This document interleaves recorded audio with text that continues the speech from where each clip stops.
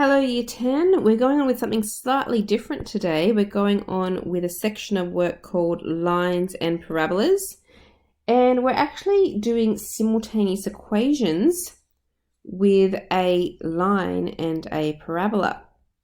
So let's read through the notes that are here. A quadratic is a parabola. There are three possible answers when you graph a parabola and a straight line.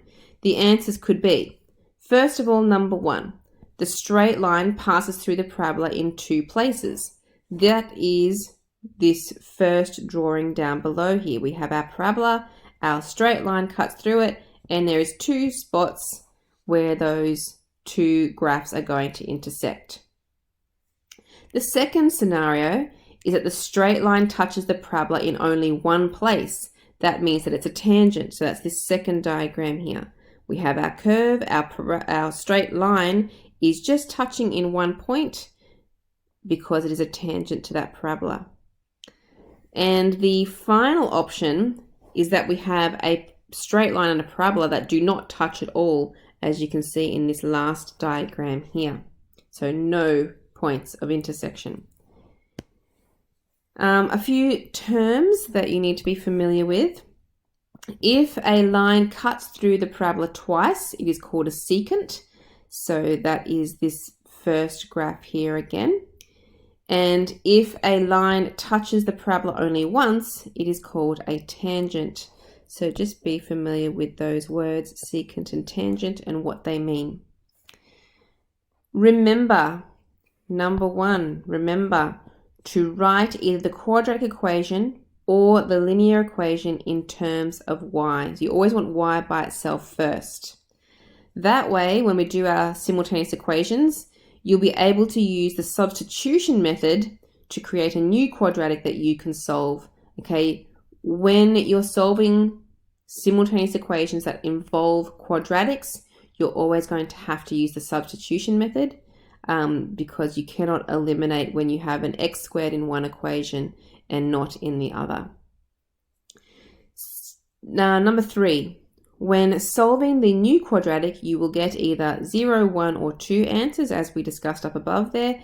This means the line touches the parabola in no places, 1 or 2 places, and the x value of these points will now be known because you will have solved it. Step 4, to find the y value of the points of intersection, substitute your x values into either of the original equations. The line is usually the easiest because it is a much more simple equation to substitute. It doesn't have that squared in there. Okay, but you can do it into either one. All right, so here is a few questions. Example number 1, find any points of intersection for the following. So the first step was to get the quadratic equation in terms of y. That means we want the y by itself. And this equation already has that. It's y equals x squared plus 3x. So that one's already done. Step 2 is to use the substitution method to try to get an equation with just x. So I'm going to call this equation equation 1. And this one is going to be equation 2. And I'm going to substitute equation 1 into equation 2, which means in effect I'm taking the x squared plus 3x and I'm going to be replacing the y with that, which will give me x squared plus 3x is equal to minus 2x. That has now formed a quadratic equation that I want to solve. So move everything to the left-hand side. X squared plus 3x. It'll become a plus 2 when I move that to the left. Now there is my monic trinomial. Let's see if we can factorize that. We're looking for two numbers that times to give 2 and add to give 3. That would be a 2 and a 1. So set of double brackets, we would have x plus 2 and x plus 1. Using the null factor law, we get from that x equals minus 2 from the first bracket or x equals minus 1 from the second bracket. So we have now finished step number 2 where we've found our quadratic equation, and we've also done step number 3 where we have solved to find the x values, and we've found 2 of them. So we know that there is 2 points of intersection, which means that the line is actually a secant to that parabola. So we now need to do the final step, number 4, which is to find the y value for each one of those x values. So I like to do those directly underneath. If x is equal to -2, that means to find the y value, I sub the -2 back into one of the original equations. Now, as we said before, the easiest one to choose is going to be this straight line. Now, there's actually no x value in that straight line. Y is always equal to -2, so that means y equals -2 here. And if I subbed in that x equals -1, well, y is still -2. So I've now completed the problem. I'm just going to write a little conclusion. Therefore, there are 2 points of intersection. Points of intersection. And we always like to write our points as a point with the brackets. So the first one was -2, -2, and the second point was -1, -2. And that's it. That is simultaneous equations involving parabolas. So on the next page, we have a couple more of these to practice. Part B. So remember that first step is to make sure that y is by itself in the parabola, which it is. So again, we're going to call this one equation 1 and this one equation 2. So we're going to substitute equation 1 into equation 2. So we're going to take the y is equal to x squared plus 8x plus 10, and we're going to replace that into the second equation. Let's write that down. X squared plus 8x plus 10 is going to be equal to 2x. Now we want to make that into a nice quadratic that we can hopefully factorize. So let's move the 2x over to the left and collect it with that 8x. So it'll be 8x minus 2x, which will become a 6x. So x squared plus 6x plus 10 equals 0. Now, to factorize that, we'd be looking for 2 numbers that times to give 10 and add to give 6. Now, you might spend a little bit of time thinking, what are those numbers going to be, and can't really come up with anything. So if you can't come up with the numbers straight away, you can always check with your discriminant to see if there are any solutions. Maybe there aren't any, remember? Maybe the line and the curve don't actually intersect at all. So we use our discriminant, which is b squared minus 4ac. The a is going to be a 1, b is going to be the 6, and c is the 10. So subbing those in, I get 6 squared minus 4 times a, which is 1, times c, which is 10. So when you type that in your calculator, you get minus 4. Now, the number itself is not important, but because it's negative, because it's less than 0, that means that there is actually no solutions to that quadratic, which means that there are no points of intersection. So therefore, no points of intersection. And so we have to stop there because it's not actually possible to solve those equations, and that's it. So part C, one more time. Actually, we still have another one after this. We have 2 more still to do.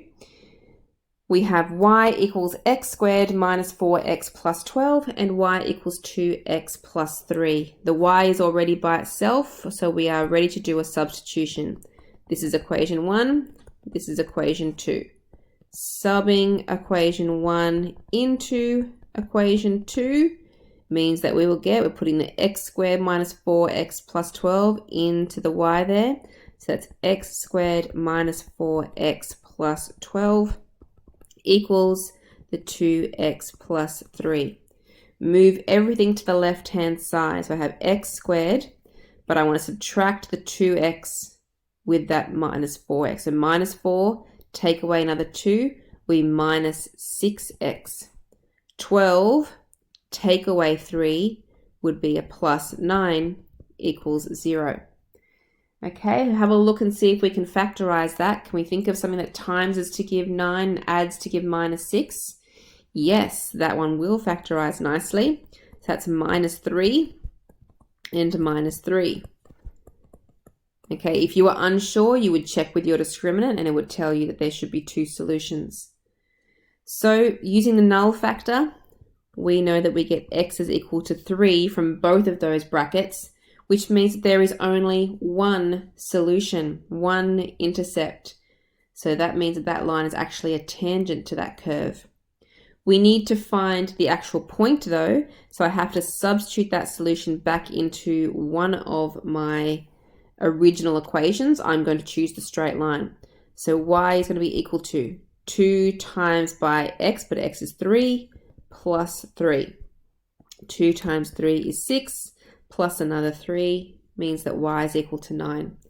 So therefore, there is one point of intersection. So I'm going to go POI instead of writing all of that out, point of intersection. And the coordinates of that is 3 for the x and 9 for the y value. And next page, part D. We have y is by itself in the quadratic, so that is ready to substitute straight in. So substituting x squared plus 1, we're taking this and we're going to put it into the y value there. So we're subbing 1 into 2. We get 2x minus 3y, but we're replacing the y with the x squared plus 1, and that's equal to minus 4. So we want to make this into a nice quadratic, so let's expand out the brackets. 2x minus 3x squared minus 3 equals negative 4. Now, because we're hoping to factorize this quadratic, I would prefer it not to be negative. We don't like having negatives in front of our x squared. So let's move everything over to the other side, move it across to the right. So that will make it a positive 3x squared. When I move the 2x across, it'll become a negative 2x. And when I move the 3 across, it'll become a positive 3, but I want to collect it with a negative 4. So negative 4 plus 3 will be a negative 1, and that will be equal to 0. Now to factorize that, this is a non-monic trinomial, so I need to times the 3 with a negative 1, so that makes negative 3. I'm looking for two numbers that times to give a negative 3 and are going to add to give the negative 2. That would be a negative 3 plus 1. And what we do, instead of going straight to the brackets, is we split that middle term to be a negative 3x and a plus 1x or plus x minus 1 equals 0. And now we factorize in pairs. So the first two terms, I can factorize a 3 and an x out, giving me x minus 1. The third and fourth term, I can't factorize anything out, so I'm just going to put it in bracket, x minus 1. Now I do have the x minus 1 in common there in brackets, so that becomes a common factor. And then the 3x, and what we normally put what's in front of this second bracket, which would be a 1, so plus 1 into the second bracket. So it's now factorized. Using the null factor from this first one, we get x is equal to a positive 1. From this second one, it's a little bit more complicated.